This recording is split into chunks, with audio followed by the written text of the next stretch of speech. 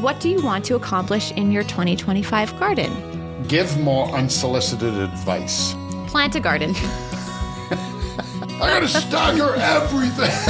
I'm going to stagger my pumpkins. Yeah. One tiny piece of advice. It's your intention, but... Unsolicited, got it? Yeah. There we go. Just kidding. Yeah. I'm just kidding. Two intentions in one still. We're back, gardeners. I really missed this. Yeah, I have too. It feels like I've aged. Yeah. It's been a while.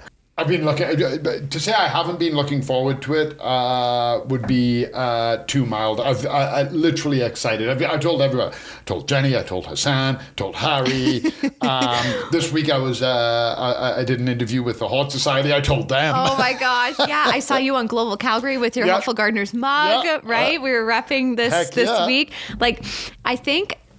I think it's going to be really extra sweet this time because we're going to be coming in with just a whole new intention, right? We really want to make this podcast special for you and make sure that, we're diving into topics that are interesting and that you can really take into your garden with your houseplants, your outside garden. And just if you're into plants in general, let's explore them a little bit more. Let's explore all the products that plants can create in our lives. Let's explore some of the cool gardens that are in our local areas. There's so many things to explore. One thing, you and I kind of talked about, for want of a better way of putting it, let's explore the society and the social norms around plants and gardens and the interactions, good and bad, that happen when, neighbors have to share a garden, or people, I like your plant, you like my plant. Are we doing cuttings? There's so many. Year one, when we did the podcast, no video. We were in my little office. We had the little chairs. We had that little rickety table with some microphones on it. I'll post a picture here for the video. But it was great. What a great starting point. And then last year, we came out with the studio, and we went bigger and better. And now this year, yet again, we're not resting on our laurels. We're looking at more interviews, getting out and talking to people, looking at gardens, something about tea. I mean, yes, I think looking into some of the things because I think when we got together, it was sort of okay, so how do we mix things up to really inspire and to educate and to just cross all those sort of goals that we have for ourselves? And I think that was one of the big things was getting out of the studio and exploring more and talking to real people, because that's exactly what gardening is. It's sort of this community. I mean, when you ask for advice, you go and seek out advice from people in your community or people, on a more national scale or whatever that looks like for you. I am so proud of myself because I thought about things like tea, and you were just alluding to it. No stranger to the fact that afternoon tea is not really your thing. No. But I'm just we should do it. We should totally do it and find out the origins of tea, because tea is a plant. Yeah, right? Only one other person has been able to convince me to go for tea, and it was my mum. Oh, so wow. You're in good company. I feel incredibly honored now. I am not going to mess up that episode. But some of the other things, I think one of the things I'm most excited about is this sort of theory that we came up with called garden court. Because yes, of course there's going to still be space for seed starting and those kinds of topics that are more gardening related and practical for everyday use. But what about, as you mentioned, neighborhood conundrums, some of the things or some of the battles that you may see in your real life and sort of the good ways to maneuver around those battles. And I think what's really fun is we've set it up in a way where we're each going to kind of take a stance, and we're going to get your input as well, and to kind of figure out where do you stand on some of these conundrums. Some things pruning hedges, who does it, your neighbor or yourself? Or one of the things that we came up with was raspberries on a bush. If it grows outside your fence, are you allowed to pick them? Yeah, if I'm walking down the alleyway and your raspberries are in the alleyway, are they free game? Are they still yours? Exactly. So I think these are going to be some interesting thoughts that we're going to come up with in Garden Court, and that'll be once a month, and we're going to have a lot of fun with it, and we'll get your perspectives as well. And let's put it out there too, because we have subjects, but maybe one of our listeners, viewers, has a real world example and they want to hear two opposing sides. Exactly. Because we can all feel justified, okay? And especially if you've got lots of experience or whatever the case, right? Your garden's been established for, 20 years and somebody moves in next door. Does your garden beat their garden? Because yours... Whatever the case might be, and things that we haven't thought about. So if something has happened to you, or you have a question, or you've heard a story, and you want to see Brandy and I debate it, let us know. We're game to talk about. I mean, I will jump in with an opinion on damn near. If you know me, I'm not a huge fan of this expression, but if you know, and Brandy knows me. Yeah. And it's going to allow us to learn. Yeah, exactly. It's going to let us see, what's happening on the other side of the fence. Exactly. Oh, I like that. I almost let that one slip by. That was great. But yeah, we're also going to be thinking about taking some field trips. There's a few gardens that I want to explore a little bit. I've always thought about, for example, we have this beautiful garden space called Devonian Gardens. Yep. And when you usually think about gardens, it's always like outdoor spaces, but this is a fully immersive indoor experience. And it's all this bunch of houseplants, tropical plants. They've done an incredible job, living walls, that kind of thing. Yep. So I really want to explore some cool gardens and just figure out what the process is for some of those things, because we go and enjoy them, right? But we never think about what goes into making those spaces a reality. Yep. So I'm really interested in learning about that. I'm also curious on... If they know, if we get a chance to speak to them, and I'm sure we will, the dynamic of who else is enjoying them. Yeah. Right? Like, who is coming by and seeing it? Because I know, and I haven't asked this in a long time, but before they renovated the old Devonian Gardens, people would get married there. Yeah. Oh my gosh. Yes. Right. It was a garden. It was a community. It was a social space. So finding out the dynamic of who is going to the garden, and I'm willing to bet right now. I'll put my money where my mouth is. I don't care. I'm willing to bet it is absolutely everybody. Yeah. It's as diverse as a garden. Every age, shape, form you can think of people. Go there. Yes. Yeah. Yes. And I also really like the idea of not only public spaces, but also kind of getting an inside look into private gardens and what goes on to people's decisions. Because I think that's really valuable information as well, right? Like, how do you decide what you put in? Is it based on, how you grew up? Is it based on like what you've learned or who you work with, or like there's all these sort of elements that go into it. So I'm really curious to talk to everyday gardeners as well and get their input. And then also just talking to experts on like the different, we're still going to do garden tips and a lot of ways to help you seek garden success for 2025. So if there's anything specific you want to learn about this year, please let us know. There's lots of ways to do so, and we'll let you know coming up. And also I want to mention a bunch of stuff that we're doing here at Golden Acre. If you're not familiar, Golden Acre Home Garden is here in Calgary, Alberta, and that's where we work out of. That's who sponsors the show, and it's fantastic. We've both been working here for a really long time, and we have the Home and Garden Show coming up. We are doing lots of webinars and seminars. We have a Water-Wise seminar coming up this year. Yep, partnered with Green Calgary. Huge shout out to Lex and the team at Green Calgary, the City of Calgary, the Hort Society, and Ecologic. They're all going to be involved on that, and it's all the tips and tricks from storing water in the rain barrels to making sure you have a good soil and mulch, plants that are suitable for, to be hardier, more drought tolerant, various tools, garden supports you can use to help your plants get as much water that... when you listen to somebody speak and you listen and you go, wow, that's incredible, but it has zero application on my everyday life. Yeah. You and I were talking the other day. We did that deep dive into the astrophysicist Brian Cox. That hour-long conversation about space that just we weren't intending to happen. Yeah. Yes. And amazing guy. He's engaging. He's fun. But there's not really any application to my regular life. I can't take something he says and go, oh, that's, I will apply that when I go home for supper. I like seminars and webinars that are diverse, but they give me a call to action. Yes, actionable responses. Yeah. I love that too. So you can be like, oh, well, I'm not going to change my plants, right? We talked about what people want to plant. Maybe tried and true is the way you go and you don't want to change them. That's fine. But maybe you haven't considered how valuable amending your soil is. Yeah. So you don't have to go and be like, oh, now I have to rethink every aspect of gardening, but it's a new approach. So and the 4 teams I just mentioned, us as well, so all 5 of us, we all get along great. We all come at it from a different approach, but at the end of the day, we all love gardening. So what a great synergy between all the groups there. Around this time, we also talked about our gardening intentions. You know, people always say, like, what are your garden goals for 2025? And like, goal setting's great, but I'm like, oh, it'd be really cool if we could come up with like intentions. Like, I'm intending to do this thing. If it doesn't work out, that's totally fine. But I'm going into this new year of gardening with the best intentions, I guess, right? So I want to start off with a question that we post on our Instagram, which you can follow at The Helpful Gardeners Pod. We asked, what do you want to accomplish in your 2025 garden?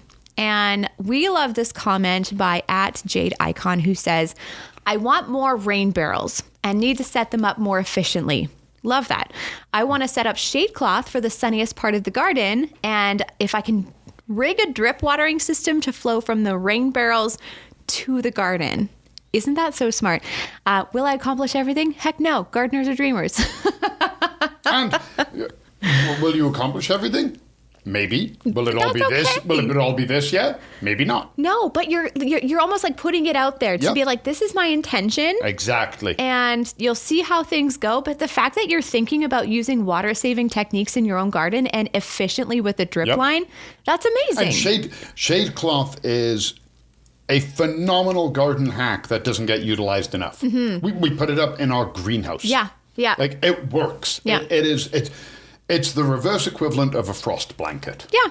And that's great because that really is an intention. It is an intention. Yeah. And I love it too because I'm not sure where they live, if they live in Calgary or somewhere else, but I can't help but wonder if last year's challenges went into this year's intentions, you know, just maybe even a little bit of an inspiration. Because as you remember, last year we had huge water restrictions from a water main break that happened, and it lasted for months, right? And it really challenged the gardening season. If you had rain barrels, were able to get them, like they went like hotcakes. The supply and demand ratio was shot to hell. Exactly. But I imagine a lot of gardeners learned a lot about water saving and drought tolerant gardening and that kind of thing. So it's all about taking what you've learned in previous years and then moving them into this year and then growing on what you already know. It's much like if you get sick, it's a bit late to worry about eating your vegetables and vitamin C and all of that good stuff. But if you keep yourself as healthy as you can, you probably are going to get sick, but you have a better chance of recovery. So if we do that, if we have those intentions to have the drip line, to get a better soil, to maybe change some plants and bring in some new plants, maybe nothing bad will happen this year. Maybe it'll be great. Oh, wouldn't that be nice? Eventually, something will happen, right? That's a guarantee. That is life on life's terms. That is a guarantee. But when it happens, our gardens can be better placed to withstand it. So they come out the other side stronger. Sometimes we have this plan and it's great in our heads. And then when we go to enact it, we're like, oh, it physically won't work.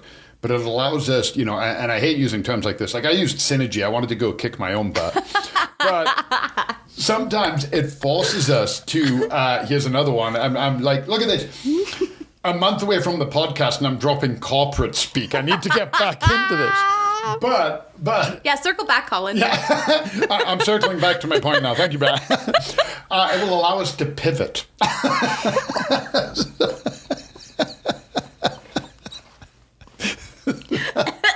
So a little bit of choking, good for the soul. Good team building there. But we go out and we go, oh, I'm going to do this, and then we go, oh, that won't work, but I still want to get this. Now I have to change the way I'm approaching it.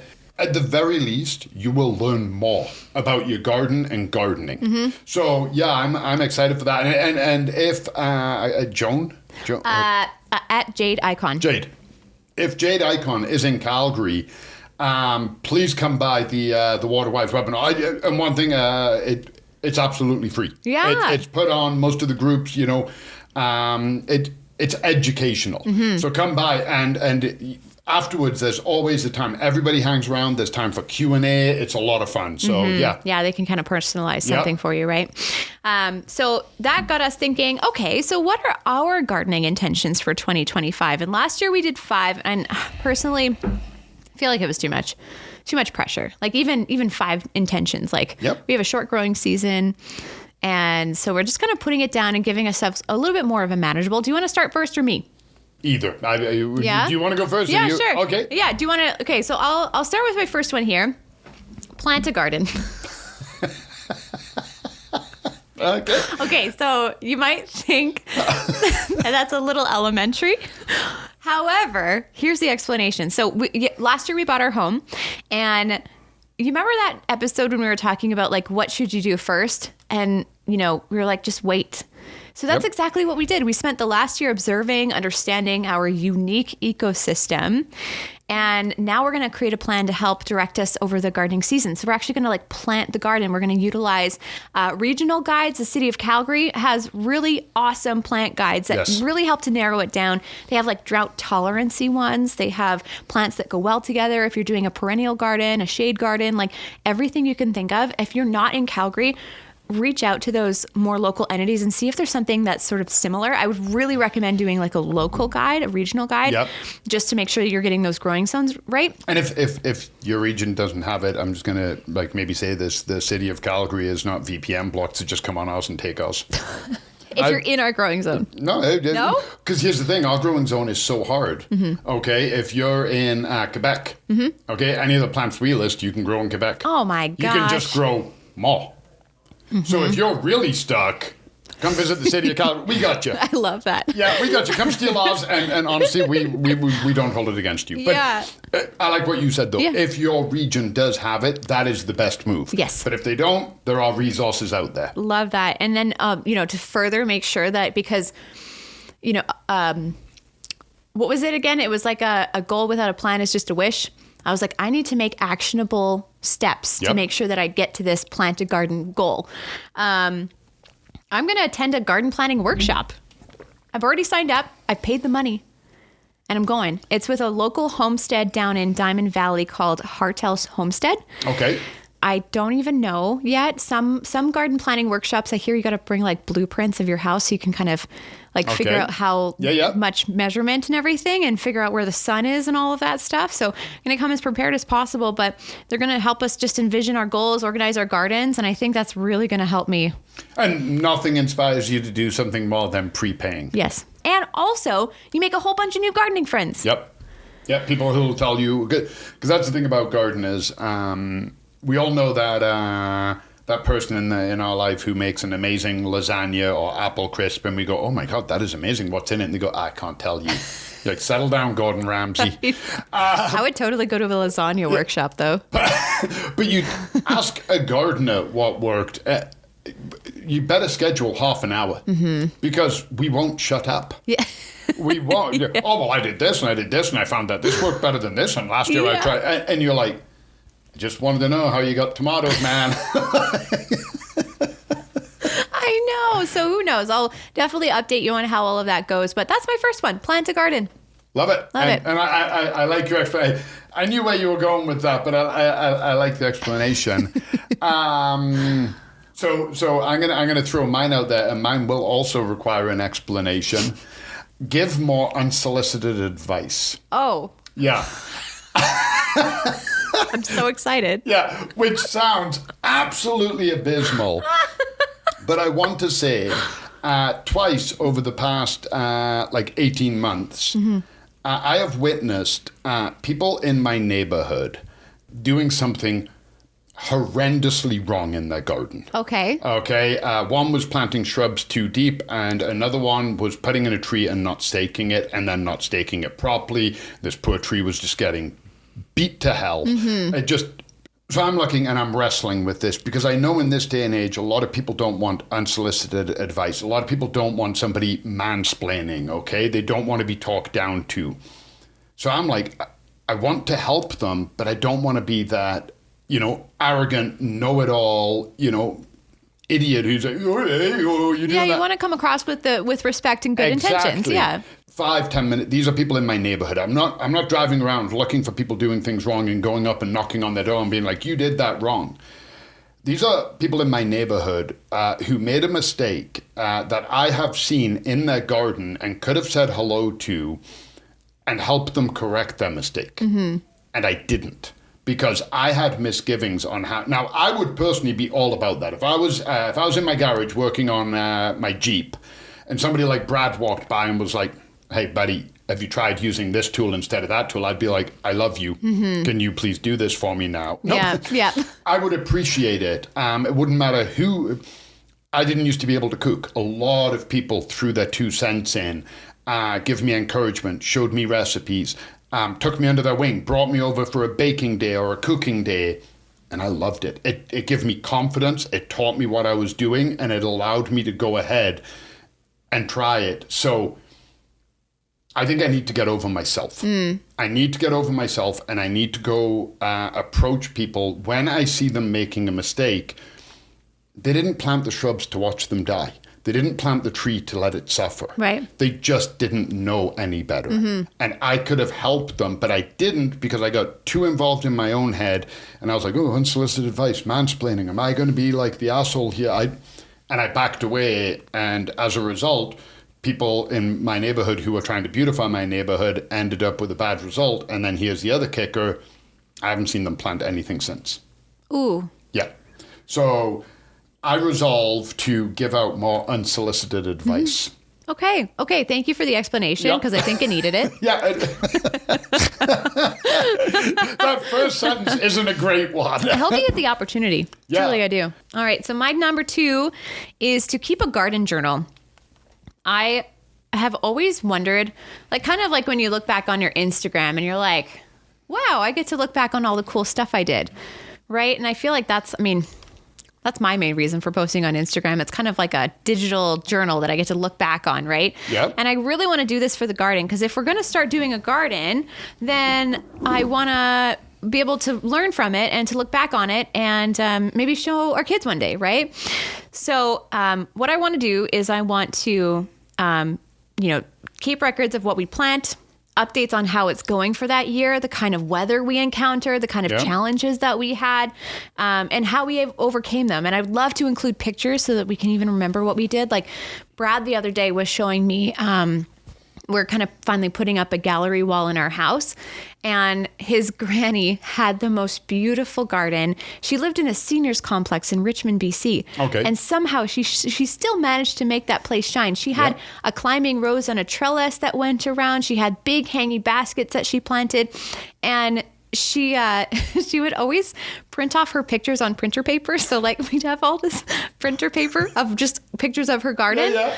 But it's really cool to look back on those times, because it really elicited a memory for Brad, and he got really kind of emotional about it. Yeah. Right? Because he got a chance to remember his granny. And I'm like, this is what I want to do. So, future us can look back on it and be like, this is cool. We did this. I love, and we, to this day, we still read books that were written in like 1872 about somebody's garden and the weather they faced and the rodent problem. The rabbits were eating my lettuce. And if people didn't write that down and track it and keep an eye on the weather and talk about that, we wouldn't learn, right? That's what these journals do, these personal journals. We're not, you're not rewriting history. You're not writing a scientific journal. You're writing something for you and for future generations. Yeah, I love it. So that's my next, that's my number 2 intention for this year. I love it. I love it. So if anybody's watched any of our past episodes, you may have noticed that I'm pretty crap at crafting. Like a lot of people, I can be very guilty of getting stuck in my comfort zone. So I try something and I'm not very good at it, and I feel, and I see what other people are doing and they're killing it, and you're one of them. When you were talking about that and keeping a journal, because I know how good you can draw. I've seen your writing and your sketches and your drawing. And you're very talented. You've got a great eye for photography. So you keeping a journal like that is going to be outstanding.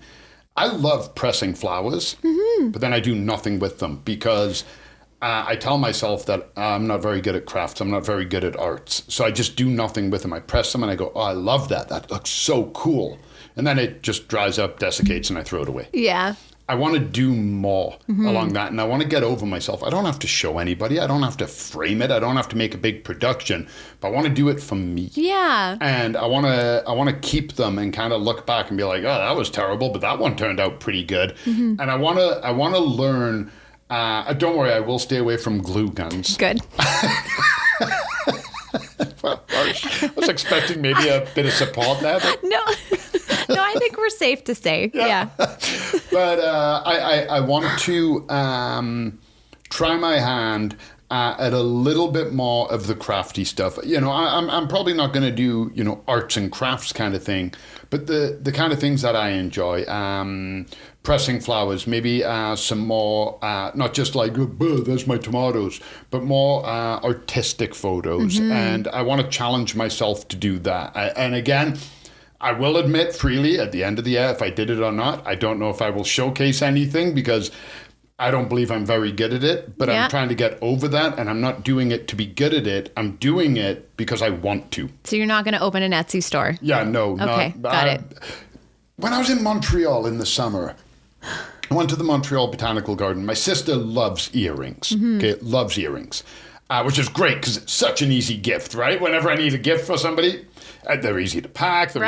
Yeah. So I'm at the Montreal Botanical Garden, and they had these earrings, and they were just a little gold hook, and they had a little drop shape on them, and it was glass, and inside was a flower. Oh, wow. It's a real flower. Oh my gosh. So they just put it in resin kind of thing? The artist takes them, presses them at the right size. So no earrings. The pair of earrings isn't the same. Yeah. Okay, they're the same flower, but the flowers are different. Wow. And they press them, and they put them in resin and they put them on the earrings.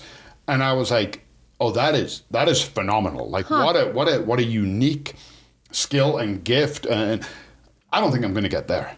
Okay, I don't. But I love pressing different things, and I love exploring and seeing a cool flower and cutting it and pressing it and go, oh, that one's ugly. Oh, that one came out amazing. And I want to challenge myself to do more with it, to have a bigger end result and get over my sense of I don't think it's very good, ergo I shouldn't do it. I want to do it for the sake of doing it and just be like, I enjoyed that. Yeah. Because I told people, when I bought the flower press, they're like, why did you buy that? And I was like, I love pressing flowers. And people were like, why? And I was like, I don't know why. Yeah. I just like it. So I want to take the next step. Love that. I love that. Okay, so the third one is actually about growing. I will stagger grow my veggies so I can cook them more intentionally. So this was something we learned last year. You taught me all about stagger growth and the benefits of it. And I loved everything about that episode because I usually grow everything just at once. And then I don't know if other people kind of deal with this too, but I usually get overwhelmed because everything is ripe at the same time. And I feel like I have to use everything and then things go to waste and then I feel guilty. And then it just kind of... it just gets to me. So I'm thinking I'm going to stagger grow things like lettuce, tomatoes, peas, that kind of thing. And then that'll hopefully encourage me to eat more of my own harvest. So making more salads and just relying more on what I've grown rather than, being like, for 2 weeks of the year, I get to eat what I've grown. And then for the rest of the year, I'm just going to... And for 2 weeks, you eat nothing but what you've grown because God forbid you waste it. Right? Been there before. So that's what I want to do. Yeah, that is a great intention. I love that because so many people, I believe, exactly what you've just said, I think is going to resonate with a lot of people. I hope so. And I hope it works out too. So that's going to be something I'm going to keep everyone just in, just let you know how it all goes. Yep. And if one tiny piece of advice, it's your intention, but unsolicited, got it. Yeah. There we go. Just kidding. Yeah. I'm just kidding. Two intentions in one still. Just kidding. Okay. No, I would love your advice. Start with something easy this year. Okay. Learn your timing. So this year, maybe do radishes, arugula, lettuce, and 2 tomatoes.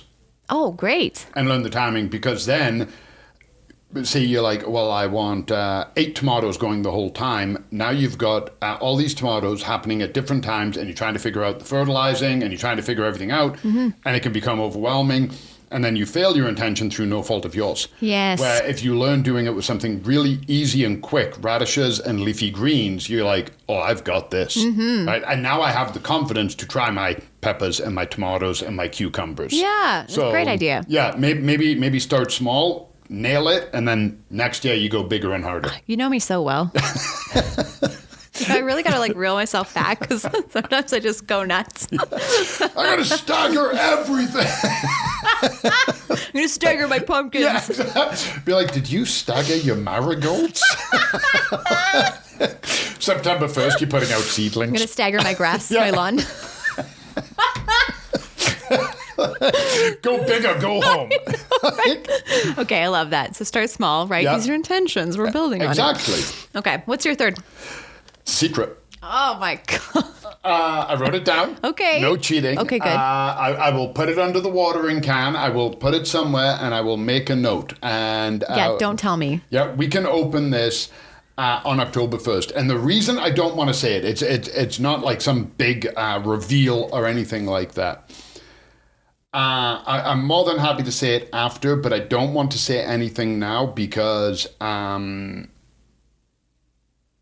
if I say it, it's going to put undue pressure on me where I won't take it as an intention. I'll take it as if I don't do this, I have failed. And I don't want to give that to myself. So I want to just leave this as a little secret and not say anything. But I promise, no matter what, if I do it, if I don't, whatever, I will absolutely reveal it. And I will absolutely spill the beans on everything. Okay, why October 1st? I know, just random, Oh, just arbitrary. random. Okay. I was Yeah. just like trying to figure out. Yeah, I just randomly, arbitrarily, because if I haven't done it by October 1st, I'm probably not doing it. Oh my gosh. So you have how many months? 10 months? Yep. Okay. Yeah, Good. exactly. So I feel confident. I feel like this will get there. And I'm more than happy to share it. But right now, I got to keep it under wraps. But it's something I've actually been thinking of for probably 6-7 weeks. Wow. And I was like, you know what? When you mentioned intentions, I was like, I'm going to make this an intention. Okay. Instead of just something that I'm like, I love that. Yeah, Okay, we're so- going to keep Colin's secret Yeah. till October 1st. So you got to stick around until then and find that out. But that'll wrap us up for this week and a start to a very fun 2025. Oh my God, there's so much. I know, I'm feeling so energized, aren't you? And it's so the other day when I recorded with Kath at the Heart Society, she'd overwintered some of her geraniums. Okay. And we're talking about when's the best time to bring them out and start them. And she pulled them out of the bag, and she bare rooted them, and she pulled it out, and some soil fell on the table, and some leaves fell on the table, and we got that smell of soil and geranium. Oh. And it just evoked all the memories of spring. And then I was talking to somebody again earlier this week about production here at Golden Acre, and they were asking me about Jimmy Hare. They weren't asking me about Jimmy Hare. Sorry. They were asking. If anybody is listening and not watching, I had one of my dog hairs on my head. I realized that after. I was like, what a weird question. Somebody was asking me about when we're going to be starting growing the perennials here at Golden Acre. Oh, yeah. Right? And I was like, I believe we're starting February 12th. That's 3 weeks away. Oh my gosh, it is. And I was like, oh my God, because that is a precursor to spring. It is. When that happens and you go back there and like you said, the smell, yeah. And I was like, oh my God, but I'm already talking about perennials. I'm smelling geraniums. We're talking garden intentions. And Yeah. I was like, And I'm even checking like when the sunset is now. Yep. Like the It's getting later. I know. I'm getting so excited. I'm like the Yep. sun's rising earlier, setting later, and I'm like it's just like it's just feeling like the weekend's coming, and it's gonna be playtime soon. Yep. So we have lots of fun to look forward to. If you're listening over on Spotify, Apple, or at YouTube, thank you so much for your support, first of all. Make sure you're following us so you don't miss out on the future episodes. We love this community and hope you'll invite more plant lovers to join Yeah. the fun. We really want to share this with everyone. Next week, Colin, We're diving into houseplant season. We have a lot of fun houseplants in the greenhouse at the moment. Yeah, we do, yeah. The team has been awesome. They've been touring me around, and I've been seeing some really cool things that you don't normally get to see. So this time of year is really fun to focus on your houseplants. We'll bring a few of them onto the podcast next week, so you'll get a chance to see them. And we're also going to talk about caring for your existing plants and some of the things that you can be doing right now, like dusting. Yeah. Yeah, right? Yeah. Dusting, taking care of things, repotting. So we're going to dive into more about that. Little bit of neem oil, a little bit of time, especially if it's a cold day. Yeah. Can't go outside. Yeah. Spend some time with your plants. Exactly. Love it. So we'll get into it all next week. We'll see you then. Bye, everyone.